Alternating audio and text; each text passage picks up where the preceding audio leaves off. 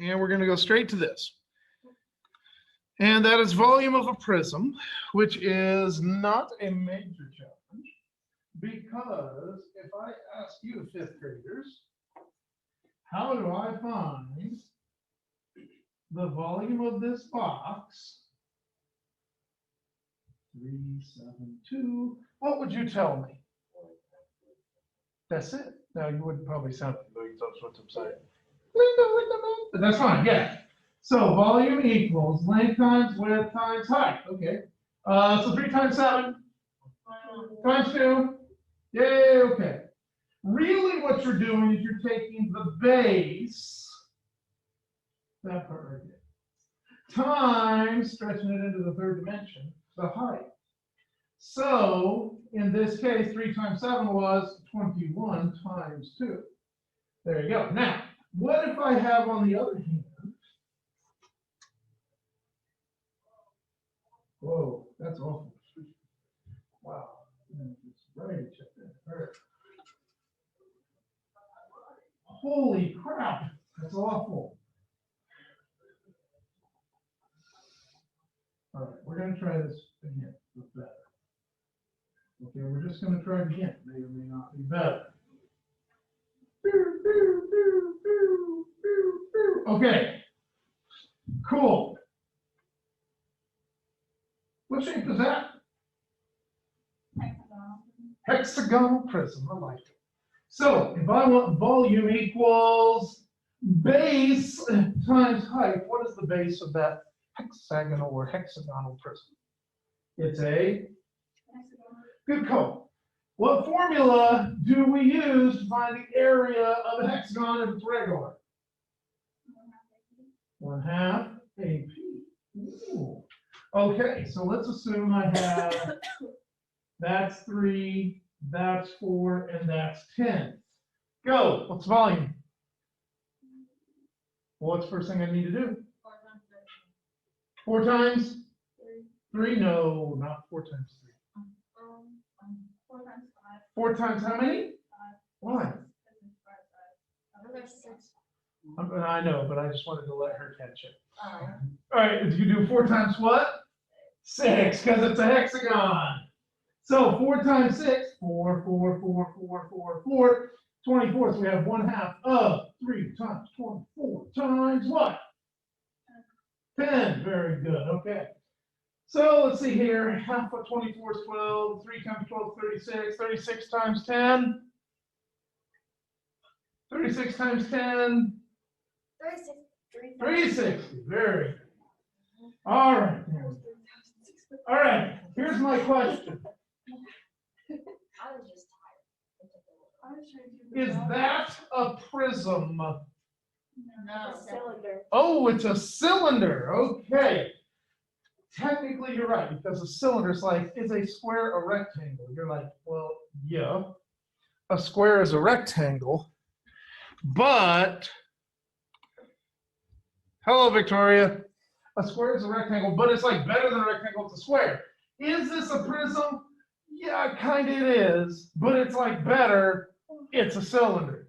Now, why would this, and this all be considered prisms?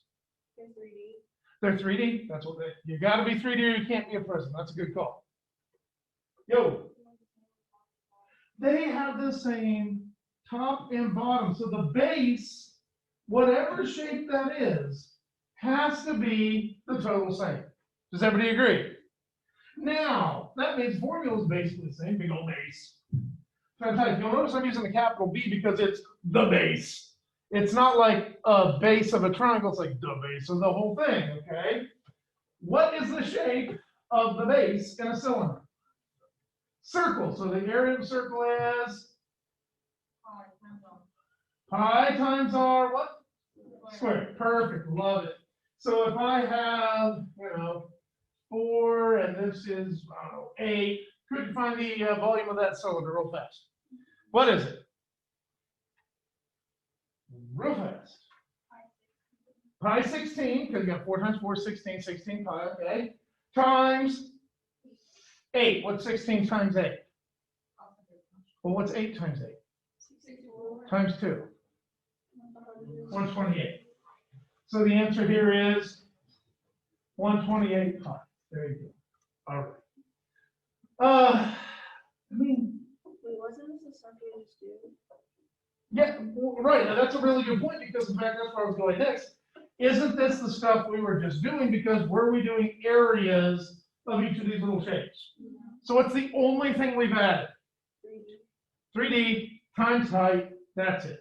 That's all there is to it. Why was it important to do areas before we do volumes? This is harder. By exactly multiplying by h. Correct. But I mean, it is slightly harder, I guess. It's harder to draw the pictures. But you're basically just doing what you did last chapter, but multiplying by height. That's it. Okay, I think we can handle that. Any major challenges or questions here? Okay, all right. Oh, let's do one more. Oh, I'm excited too. Now, what shape is that? Right triangle. Oh, boy. There we go. That triangle ain't right. Okay. So if we have something like this, how would I find the volume of that, Shane? Messed up.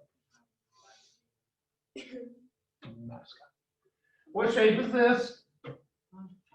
Good call. So I need the base, which is the triangle, times height of the figure. Do you agree with that? How do I find the area of a triangle? That's it. Now, it is a little weird in this case because we're like, ooh, base and height, but we already have the big H for the height of the figure, right? Could we like go, oh, that's kind of length width. What do you think about that? Can we do that? Frankly, it doesn't matter how you list it, as long as you understand that that is the triangle times H. Is everybody good with that? So in this case, if the base is, I don't know, let's go 6 and 8 with a height of 10. Go, what's the volume? He says 340. 240. Okay, because he says 6 times 8, which is what, Lawson? 48. Very good. Cut it in half. 44. Good job. Awesome. I didn't even see your lips move. All right, so this was 6 times 8 times a half, because that's a triangle, right? 24 times the height, 10, which is 240. There you go. Okay, so again, not rocket science, right? You just gotta have do areas, and everybody did well on their test last night, so it's all good. Oh. Yeah, me either. Oh. I didn't read the question fully, like, you know, how you want to post it. I messed up on You know read good? I guess not. Okay. The decimals got me because I rounded wrong. Like I have the right answer for one of them, but I put like 140. It was 139.99. So you're not good at rounding. No, not very good. How Well, do you I not thought it know said how to? no, I Okay, thought wait it a said minute. full number and then I rounded it. Those in basic math houses should not throw factors. Okay, so in this case, let's talk about what's due and when. In this case, do you think you can handle this today? Yeah.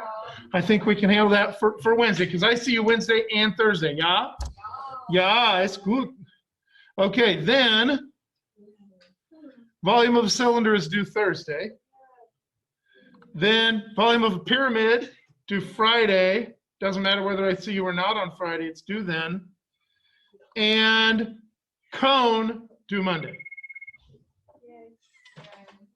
Mr. Moore. In this case. So, we have all 4 of these that are due for this week. But, wait, there's more. If you order now, you need to check your email, because I sent you a big thing in your email about Delta Math. And the thing, what? Okay, well, wow, that's a window into your psyche, but that's okay. Here we go. No, what we have is to help you if you did not do well on your test. You know, I have you do 3 problems of every type, yada, yada, yada, for practice. Okay. What I've done, because of our special type of problem, I've made a special assignment that says, Geo retest extra practice problems areas only do if retesting. Saying you don't have to do three. Correct. You have to do 3 of everyone you missed. And you only have to do this assignment if you're retesting, right? Wait, I'm confused. Another thing. Okay. You know, I told you to do 3 extra practice problems for everyone you missed, right? I'm just giving you a Delta Math assignment where they're all in one place. So for example, you know those polygon problems that you missed? Yeah. There's 3 of them right here for you to do. And there's 3 here for the more polygon ones you missed to do. And so then, like always, you write them out, you email me the pictures, right? And then I reset. Now, the difference is because of the type of problems, I'm not going to reset your test. What I'm going to do is simply assign you the retake test. Okay? So you'll redo that test right there. But you will only do that if you request it and if you get me your work. And it all needs to be done by Monday. No retest after Monday. So with that, and that's explained in your email, I sent it to you last hour, but just in case. All right. Any other questions that anybody may have before I cut you loose?